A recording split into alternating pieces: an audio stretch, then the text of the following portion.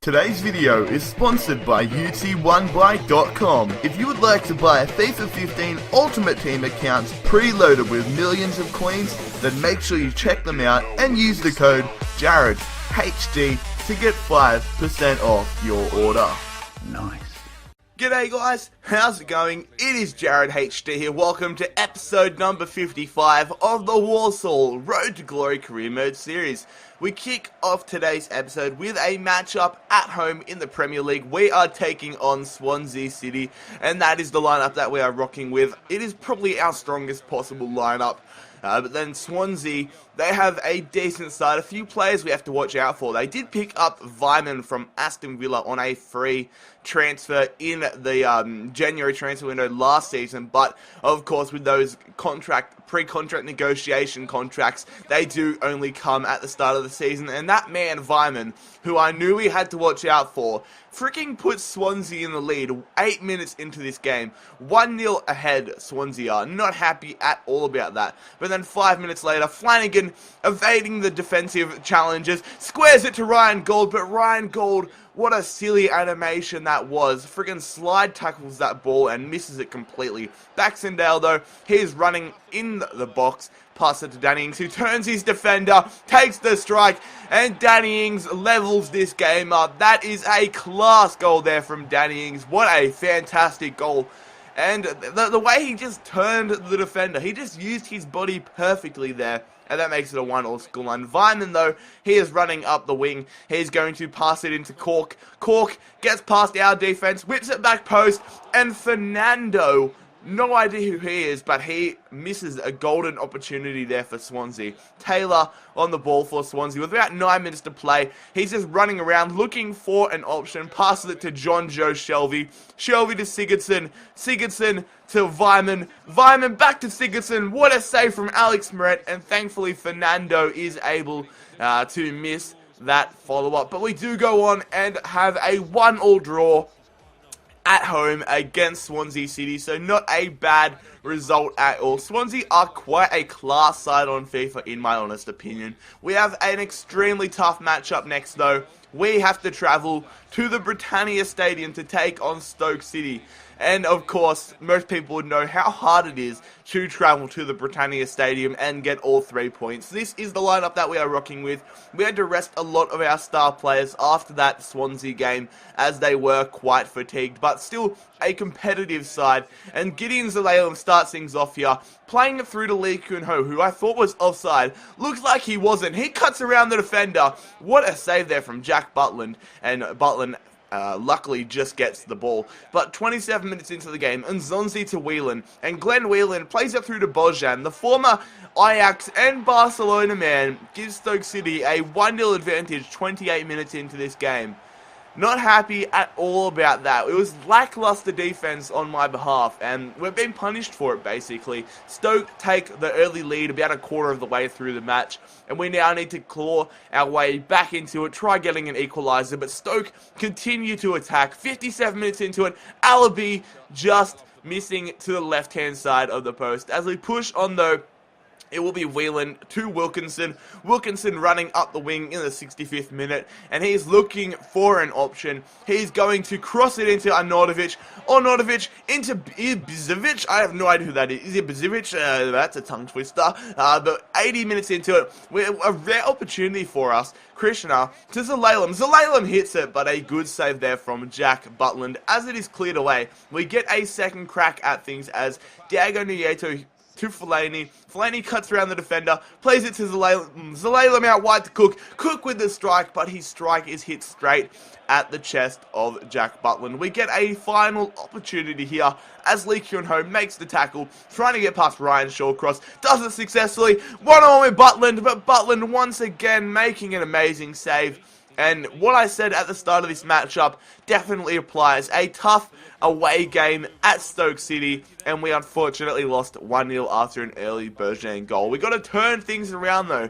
Get back on that horse and get back into winning ways. And we will now take on Manchester City in this next matchup. They are travelling to our home ground, and hopefully we can pick all 3 points up against Manchester City. This is their lineup, though. Not their strongest lineup by a mile. A lot of players. Look at that bench, though. Vidal, Lewandowski. Sorry, I'm getting a little phlegm in my throat, but Vidal, Lewandowski, Company, Silva. So many decent players on the bench. Man City, they still have a few decent players, and Armstrong, who I do believe is the Newcastle man, Adam Armstrong, almost gives Man City an early lead. Micah Richards, though, who is back from his loan stint at Fiorentina, passes it to Ponce. Ponce plays it through to Scott Sinclair. How did Sinclair get such an open look? A good squaring back to Bakayoko, and unfortunately Man City have a 1-0 advantage. Not quite happy with what we did defensively, giving Sinclair so much space, but Ponce on the ball here for Man City, takes it past the defence.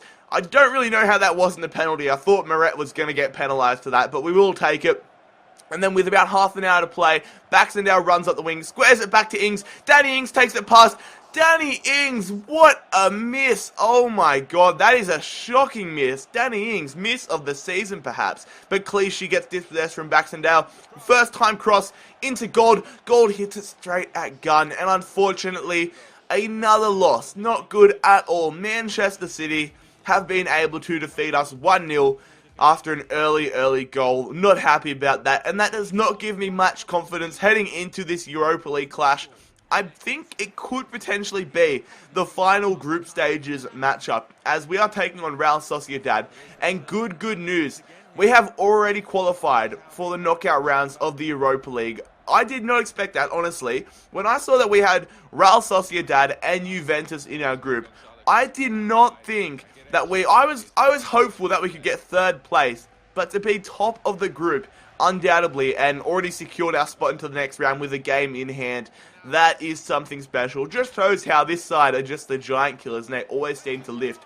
But Real Sociedad almost take the early lead here. I was playing a very weak side, because what's the point of risking players getting injured in virtually a dead rubber game? Aguirrezet here plays it through to Canales, and unfortunately, Sociedad take the 1-0 advantage 40 minutes into this game. Not what you want at all, and I do apologise if you can hear my dog. He's barking at something downstairs. So many animals in my house, man. They make so much noise. But anyways, in the second half, Graham tries to fight for the ball, ends up at Martin's feet. Krishna running out wide. He's looking for an option. He's going to cut back, looking, crossing, goes out to Martins. I don't know how Martins managed to score that, but Martins makes it a 1-1 scoreline 55 minutes into this game.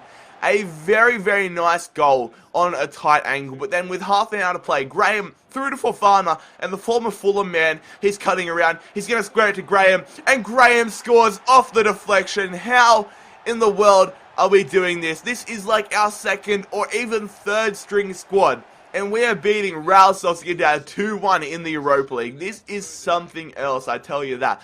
Graham, he's through once again. Can he make it 3-1? Yes, he can!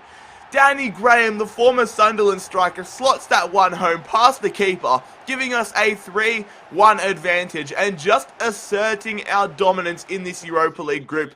What a time of misery for Real Sociedad. Looks like they're not going to qualify for the next round, and they must be their coach. Man, David Moyes, what's going on? They do get a late goal here, making it a 3-2 scoreline, but it's going to turn out to be nothing but a consolation goal as we top our group in the Europa League, winning 3-2 against Real Sociedad. What a remarkable result. And for our qualification into the next round, we get just under £2 million from the board, which is quite nice. Anyways, lads, wrapping up today's episode, we are sitting in 5th place, 17 games into the season, just under halfway through the Premier League season. So I am hopeful that we can definitely qualify for the Champions League next season.